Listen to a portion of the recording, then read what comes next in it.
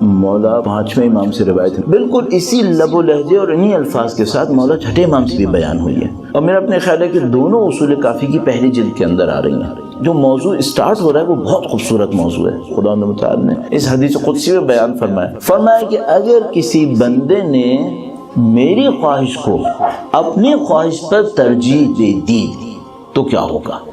ایک میری خواہش ہے، مثلا میں بندہ ہوں، میری ایک خواہش ہے، اور مجھے پتا ہے کہ ایک رب کی خواہش ہے۔ ایک دفعہ تو یہ ہوتا ہے کہ کوئی انسان اپنی خواہش کو اتنا خدا کی خواہش میں ڈبو دیتا ہے کہ اس کی اپنی خواہش ختم ہو چکی ہوتی ہے، تو اس کی تو خیر سیپریٹ خواہش ہوتی نہیں ہے۔ پھر وہ کیا ہوتا ہے؟ وہ ہوتا ہے رضن بے قضائے کا، ختم، میری کوئی رضا ہے ہی نہیں، جو بھی رضا ہے کس کی ہے؟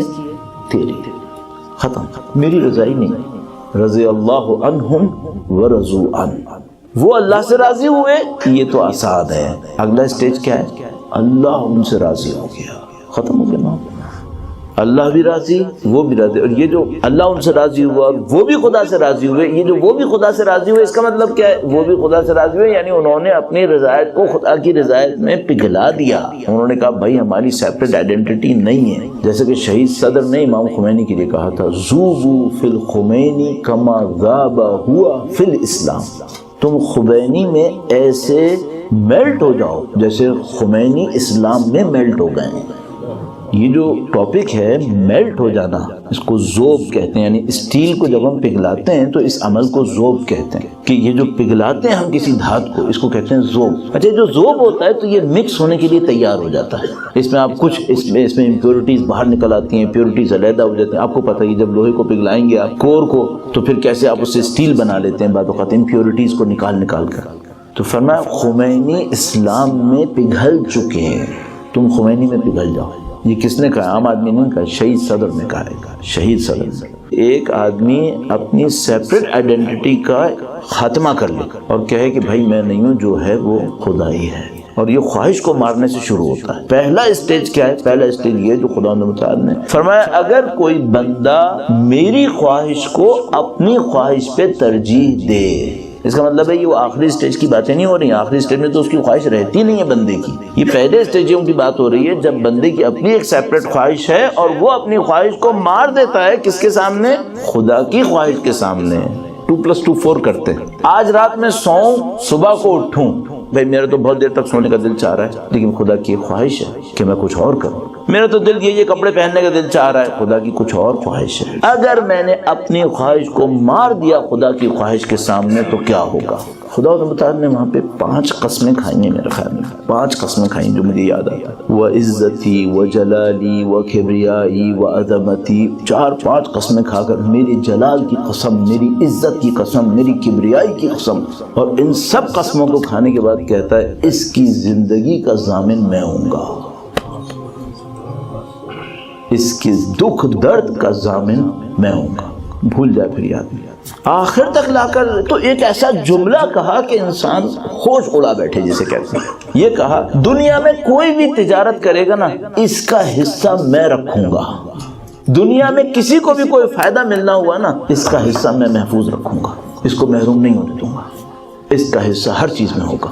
یہ خدا کے وعدے ہیں۔ کس بات پر؟ سمپل ایک ورڈ، کنٹرول دکھاؤ، اپنی ہوا و ہوس کو کنٹرول کرو۔ یہ پورا دین کنٹرول پہ بنا ہوا ہے۔ جتنا جو لوگ سوال کرتے ہیں نا ہم سے کہ بھئی یہ واجب ہے یا حرام ہے، بھیا واجب اور حرام پہ دین نہیں بنا ہوا ہے، دین اس پہ بنا ہوا ہے کہ ایک میری خواہش ہے، ایک خدا کی خواہش ہے، کس کی چلنی چاہیے، چاہے وہ واجب سے ہو، چاہے وہ مباح سے ہو، چاہے وہ مستحب سے ہو، کسی بھی طریقے سے ہو۔ یہ بتاؤ خواہش کس کی چلنی چاہیے، اس میں کیوں لڑ رہے، اس میں لڑ کے کس سے جیتو گے؟ اچھا اب یہ جو جملات ہوتے ہیں نا، میں اس کو اس طرح پہ ختم کرنا چاہتا ہوں لیکن ایک وارننگ کے ساتھ۔ کچھ احادیث قدسیہ میں یہ بھی لکھا ہے کہ اگر اس نے میری خواہش کو اہمیت نہیں دی تو کیا ہوگا، یہ بھی لکھا ہے کہ اگر اس نے میری خواہش کو اہمیت نہیں دی تو کیا ہوگا۔ عزیزان محترم بس یہ سمجھ لیجیے بہت برا ہوگا، بہت برا ہوگا۔ کیوں؟ فرماتا ہے ساری زندگی بھی دوڑتا رہے گا، ملے گا کچھ نہیں، ہر ایک کے سامنے ذلیل کروں گا اور اس کو ذلت کے لباس میں مبتلا کر دوں گا۔ اور یہ نتائج خاص کر اس شخص کے لیے ہیں جو خدا کی خواہش کو ریجیکٹ کرے اور ایک اور مصیبت بھی کرے، ایروگنس بھی دکھائے۔ نہیں مانتا، اکڑے بھی. تو خدا کہتا ہے یہ میری رضا ہے، کبریائی میری رضا ہے. کسی نے میرے سامنے اکڑنے کا ارادہ کیسے کیا؟ فرمایا ذلیل کر دوں گا اسے، ہر ایک کے دروازے پہ لا کے کھڑا کر دوں گا ذلیل کر کے. اور اس بندے کے لیے کیا کہتا ہے؟ اس بندے کے لیے کہتا ہے کہ تو نے اپنی خواہش کو مار لیا میری خواہش کے سامنے، تیری زندگی کا ضامن میں ہوں. اپنے جلال کی قسم کھاتا ہے، اپنی عظمت کی قسم کھاتا ہے. عزیزان محترم، ہمیں کسی کی کمی ہے؟ ان وعدوں کے بعد کوئی کمی ہے؟ اچھا چلو ان وعدوں پر عمل کرنے میں موت آ گئی، گھاٹے کا سودا ہے. زیادہ سے زیادہ کیا ہوگا؟ موت آئے گی نا، گھاٹے کا سودا. زیادہ سے زیادہ کیا ہوگا؟ فقیر ہو جائیں گے. اور کیا ہوگا؟ ابھی اگر واقعہ نا میرا اور آپ کا دماغ کام کر رہا ہو تو بھائی کیا ہونا ہے؟ زیادہ سے زیادہ موت آئے گی یار، زیادہ سے زیادہ فقیر ہو جائیں گے. زیادہ سے زیادہ کیا ہوگا؟ 4 لوگ گالیاں بکیں گے، اس سے زیادہ کیا ہوگا؟ یہی ہوگا نا. معاشرے میں بے عزت ہو جائیں گے، جو لوگوں کے سامنے جو بے عزت ترین مخلوق ہے وہ بے عزت کرے گی، یہ ہوگا. اس سے زیادہ تو کچھ نہیں ہو سکتا. بے عزت کر لیں گے، جیلوں میں ڈال دیں گے، فقیر بنا دیں گے، جان سے مار دیں گے، اور کیا کریں گے؟ اللہ کی دی ہوئی عزت سے کچھ کم کر لیں گے. تو کیوں ڈر رہے ہیں؟ کیوں اپنی خواہشات کے اوپر اتنی اپنا وقت ضائع کر رہے ہیں ہم لوگ؟ البتہ الحمدللہ رب العالمین پروردگار نے ہدایت نصیب فرمائی ہے. زیادہ تر لوگ مشکل میں نہیں ہیں اس میں، لیکن میں عرض کروں گا کسی جگہ پہ ہار رہے ہیں اپنی خواہشات سے. کیوں ہار رہے ہیں؟ اپنی زندگی سے کیوں کھیل رہے ہیں؟ اپنی خواہشات پہ کنٹرول کریں. چھوٹی چھوٹی چیزوں میں خدا سے لڑنے سے کیا فائدہ؟ نہ بڑی چیز میں لڑنے کا فائدہ، نہ چھوٹی چیز میں لڑنے کا فائدہ ہے. لیکن اللہ کی ان تمام نعمتوں، ان تمام وعدوں کے ساتھ ہمارے پاس کوئی کمی نہیں ہے. تو عزیزان محترم، اب آخر میں کیا کریں؟ بھائی چھوٹے چھوٹے قدم اٹھاتے ہوئے اللہ کی طرف بڑھو. کوئی پہلے دن تو پی ایچ ڈی نہیں کرتا، چھوٹے چھوٹے کام کرو. آپ اپنی زندگی میں جا کر دیکھیں وہ پہلا چھوٹا قدم جو آج رات آپ اٹھا سکتے ہیں خدا کی سمت، وہ کیا ہے؟ دیکھیے نسخہ یہاں پہ عرض کر رہا ہوں آپ کی خدمت میں. آج رات دیکھیے گا، آج رات ابھی اٹھنے سے پہلے یہ سوچیں آج رات اگر مجھے خدا کی سمت بڑھنا ہے، اپنے اندر کون سی ایک پازیٹیو چینج میں لا سکتا ہوں؟ وہ کیا ہے؟ ایک ایک قدم اٹھاؤ، ایک ایک قدم اٹھاؤ، خدا کی طرف بڑھو. ایک قدم اٹھاؤ. من جاء بالحسنۃ فلہ عشر امثالھا. جو ایک نیکی کرے گا خدا 10 سے اس کی جزا دے گا. ایک قدم اٹھاؤ. 2 جملے بڑے مشہور ہیں، کہتے ہیں 2 قدم اٹھانے کی ضرورت ہے بس خدا تک. پہلا نفس پر، دوسرا خدا کے ساتھ. 2 قدم چاہیے، پہلا نفس پہ اور دوسرا قدم خدا کے ساتھ. آ گیا نفس پہ قدم کیا ہے؟ وہی خواہشات، اس پہ قدم اٹھاؤ. ایک جگہ بیان کرتے ہیں کہ بڑا مجمع جمع ہو گیا تھا، ایک عارف نے درس دینا تھا، بڑا مجمع جمع ہو گیا. ان کے آنے سے پہلے لوگ جمع ہو گئے.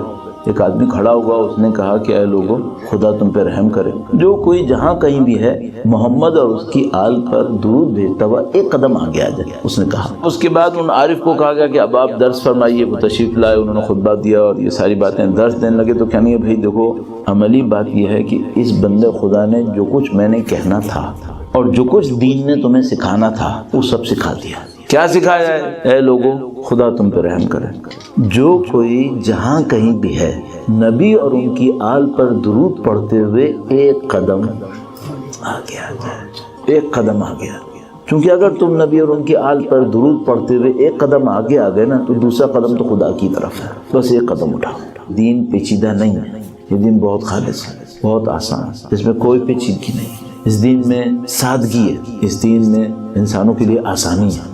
ہم بس اس معنویت کو اگر درک کر لیں کہ کس طرح خدا آسانی دیتا ہے، کس طرح کہاں لے کے جاتا ہے. کام آسان ہے، کام مشکل نہیں. اور یہ بھی میں آپ کو بتاتا چلوں، جیسے مثلا میں 10-12 سال قوم میں رہا. ہر ایک کے لیے ضروری تھوڑی 10-12 سال قوم میں رہا. یہی زندگی گزارتے ہوئے سارے کام ہو سکتے ہیں. جو آپ اپنی زندگی گزار رہے ہیں اس کو ایک طریقے سے گزار لیں. اور وہ کیا طریقہ؟ ہوا و حوث کو اپنی خدا کے سامنے ترجیح مت. بس آپ ہمیں کامیاب ہو.